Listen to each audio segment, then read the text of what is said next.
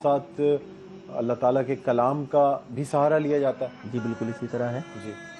बहुत सारी जड़ी बूटियाँ तो अभी आबादी और मवेशियों की फार्मिंग की वजह से जो है तकरीबन नायाब हो गई हैं। जी। इस वजह से हिकमत थोड़ी-सी महँगी भी जो है ना वो हो गई है। हुँ, तो इसीलिए लोग जो है वो कहते हैं कि जी बस अब टाइम नहीं है, जल्दी वाला हो। हुँ, लेकिन फिर भी अल्हम्दुलिल्लाह आज लोग दोबारा जो है वो हिकमत को बहुत ज़्यादा फ़ॉलो करने लगे हैं। हुँ, हिकमत के ऊपर उनका जो एतबार है और एतमाद है, वो बहुत ज़्यादा बहाल हुआ है। हुँ। उसकी वजह यही है कि ये वक्ती सॉल्यूशन नहीं देती हैं। जड़ी बूटियों से जो भी या तिब्बे नबवी से जो भी इलाज किया जाता है, उसका तकरीबन जो है 99% जो है वो यही सक्सेस होता है कि वो बीमारी दोबारा होने के चांसेस बहुत कम होते हैं अच्छा, और उसके साइड इफ़ेक्ट जो है वो बहुत कम होते हैं। अच्छा। यानी जड़ी बूटियों से और तिब्बे नबवी से इलाज किया जाता है। कौन-कौन से ऐसे अमराज़ हैं जिनका इलाज कामयाबी के साथ किया जाता है? वैसे तो मैं समझता हूँ कि तमाम बीमारियों का इलाज तिब्बे नबवी में मौजूद है। अगर आप मेडिकल की हिस्ट्री उठा के देखेंगे तो सबसे जी, पहली जो मेडिसिन थी वो यही थी। तो ये जो फार्माकोपिया आया ये बाद में आया एलोपैथी। तो तकरीबन हर मर्ज़ का इलाज जो है वो आज जो जदीद तरीके से हो रहा है वो भी तिब को फ़ॉलो करते हुए हो रहा है। हुँ, इब्न सीना और जो दूसरे बहुत बड़े हकीम लुकमान इनकी जो नुस्खे हैं इनको अभी जदीद उससे जो है वो एनालाइज करके कि इनमें से हमने जो है वो ओमेपैराज़ोल कहाँ से लेना है, लीवोफ्लॉक्सिन, मोटिकेटिफ्लॉक्सासिन और ये डाइक्लोफेनिक वगैरह हमने कहाँ जी, से जनरेट करना है। तो वो उसका जो है वो निचोड़ कहीं न कहीं से केमिकली निकाल रहे हैं, हुँ, जो कि इतना पायदार नहीं है। और तिब से अल्हम्दुलिल्लाह जो है मैदे का बड़ा बेहतरीन इलाज होता है। मैदे की बीमारियाँ सबसे ज़्यादा पाई जाती हैं जिसकी वजह से पिछली दफ़ा बात हुई थी तो बहुत सारी बीमारियाँ जो हैं वो फैलती ही मैदे की ख़राबी की वजह से हैं। हुँ। मैदे का अल्सर हो, मैदे की ख़राबी हो, इतना कामयाबी से इलाज जो है तिब के पास मैदे का है वो किसी के पास नहीं है। अच्छा, और उसके बाद जो है वो हेपेटाइटिस हो गई बी, सी, इसका भी जो है वो बेहतरीन सॉल्यूशन जो है वो तिब देती है। हुँ, उसके अलावा आप डायबिटीज़ देखें, स्किन डिज़ीज़ देखें, आप जो है वो किसी को अगर जो है वो औलाद नहीं है, हार्मोन्स का प्रॉब्लम है तो उसका भी जो आप देखें तो बहुत अल्हम्दुलिल्लाह हमारे पास बहुत अच्छा सक्सेस रेट है। तो अभी तो और माशाल्लाह हमसे भी बिल्कुल। बहुत सीनियर लोग बैठे हैं, तो उनके पास भी माशाल्लाह जो है आप देखेंगे तो सक्सेस रेट जो है वो एलोपैथी की निस्बत जो है इम्प्रूवमेंट बहुत ज़्यादा है। अच्छा, अच्छा इसके अलावा शुगर है, हाई ब्लड प्रेशर है, दिल के अमराज़ हैं, इनका भी इलाज किया जाता है? जी, बिल्कुल किया जाता है। अच्छा, तो क्या मतलब 6 महीने की दवाएँ दी जाती हैं, 3 महीने की दवाएँ, किस तरह से इलाज किया जाता है? देखिए आज सबसे पहले तो पेशेंट की कंडीशन पे डिपेंड करता है। हुँ, तिब को भी अल्लाह ताला ने ये सहूलत दी है कि जिस तरह से आज डॉक्टर डायग्नोज़ करवाता है तो हम भी पेशेंट की मेडिकली ब्लड टेस्ट वगैरह करवाते हैं, उसके एक्स-रे रिपोर्ट्स वगैरह करवाते हैं, जहाँ तक हम ज़रूरत समझते हैं उसकी प्रॉब्लम के हवाले से कि कितनी इसकी प्रॉब्लम कशीद है। अगर नॉर्मली है तो वो तो तकरीबन महीने, डेढ़ महीने में ठीक हो जाता है। हुँ, अगर उसकी डिज़ीज़ थोड़ी पुरानी हो गई है तो वो तकरीबन बाज़ दफ़ा 3 से 4 महीने भी ले जाता है। लग जाता है। जिस अच्छा, तरह हमारे पास जो अल्हम्दुलिल्लाह कैंसर के पेशेंट इम्प्रूवमेंट पा रहे हैं, वो तकरीबन अभी तक कोई 2 महीने में माशाल्लाह बड़ी बेहतरीन सेहतयाब हुए हैं, कोई डेढ़ महीने में बहुत ज़्यादा सेहतयाब हुए हैं। हुँ, लेकिन वो बीमारी के स्टेज के हिसाब से उसका जब वो ट्रीटमेंट होता है इलाज तो किया उतनी जाता जल्दी वो रिकवर भी होता है। है। अच्छा, अच्छा ये बताइएगा कि अब कोई शख़्स कराची से आपको अगर कॉल करता है, तो या पिंडी इस्लामाबाद से कॉल करता है, तो किस तरह से आप उसके पास जाते हैं या वो आपके पास चल के आए, क्या तरीक़ा होता है? अल्हम्दुलिल्लाह मतलब यहाँ आपसे माशाल्लाह दोस्ती हुई, राब्ता हुआ जी, फ़ेसबुक पे, तो फिर मैंने आपको उससे दावत दी कि आप आएँ दावत दी प्रोग्राम में। आपके लिए आप आएँ, तो कोई दोस्तों ने भी जो है वो कहा जी आपको जाना चाहिए। मेरे पास अल्हम्दुलिल्लाह टंडवादम में ही जो है वो बहुत लोग कराची से आते हैं हुँ, और दूसरे शहरों से भी आते हैं। मेरे पास वहीं पे वक़्त नहीं होता है। लेकिन बाज़ दफ़ा ऐसे होता है कि कोई कम्युनिटी है, इलाका है, 5-6 पेशेंट हैं, तो वो कहते हैं जी आप आ जाएँ, हम आपके आने-जाने का जो रेंट है वो अफ़ोर्ड कर लेते हैं। अच्छा, तो हम यहाँ पे स्टे कर लेते हैं 2-3 दिन का।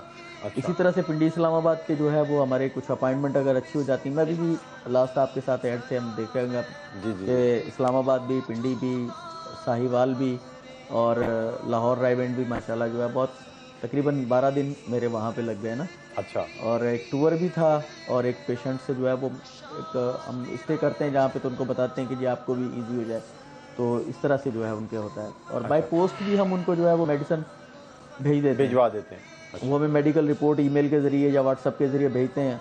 हम उनके या कुरियर के ज़रिए जो है वो भी दवाई भेज देते हैं। दवाई दे देते हैं। नाज़रीन, नंबर्स स्क्रीन पर आ रहे होंगे, हमारे लाइव कॉल के नंबर्स भी आ रहे हैं। इसके अलावा पीर जो है ना मुबीन कादरी चिश्ती साहब के नंबर भी आ रहे हैं। तो अगर आप कॉल करना चाहते हैं, कोई प्रॉब्लम प्रोग्राम में डिस्कस करना चाहते हैं, या आप पीर साहब को वैसे डायरेक्टली कॉल करके अपना मसला डिस्कस करके इलाज करवाना चाहते हैं, तो आप कॉल कर सकते हैं।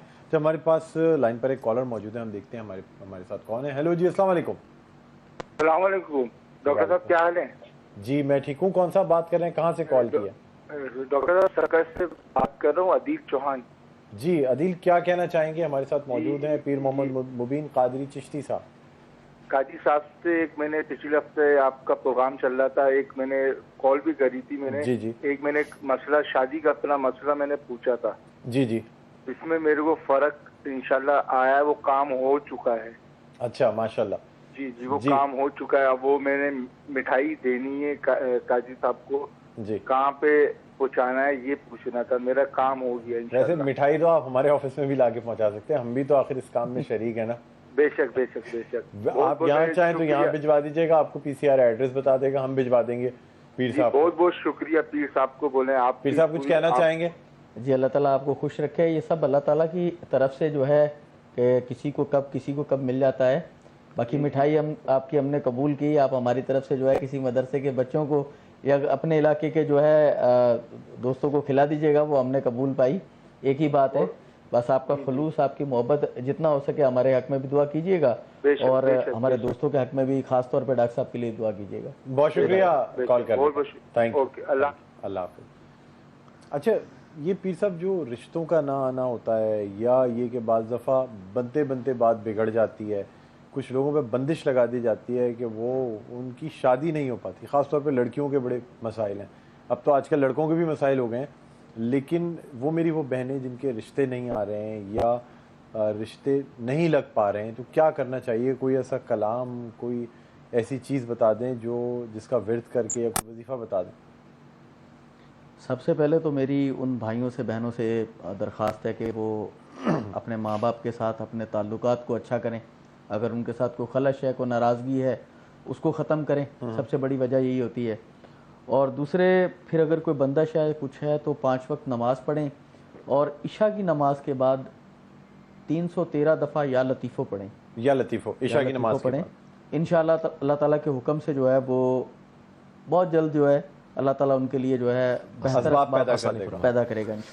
अच्छा अच्छा, ये बताइएगा पीर साहब कि मेरे अपने जानने वालों में एक शख्स है जिसको कि टाइफॉइड हुआ, और टाइफॉइड के साथ ही साथ अब हो सकता है ग़िज़ा में कोई चीज़ ऐसी खाई हो जिससे पीलिया भी हो गया।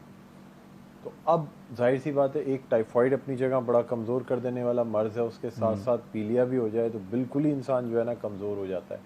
तो ऐसी सूरत में ग़िज़ा क्या इस्तेमाल करनी चाहिए? क्योंकि अब ना वो रोटी खा सकता है, जाहिर सी बात है, ना कोई और चीज़ खाई जा सकती है, तो फिर क्या ग़िज़ा इस्तेमाल करें?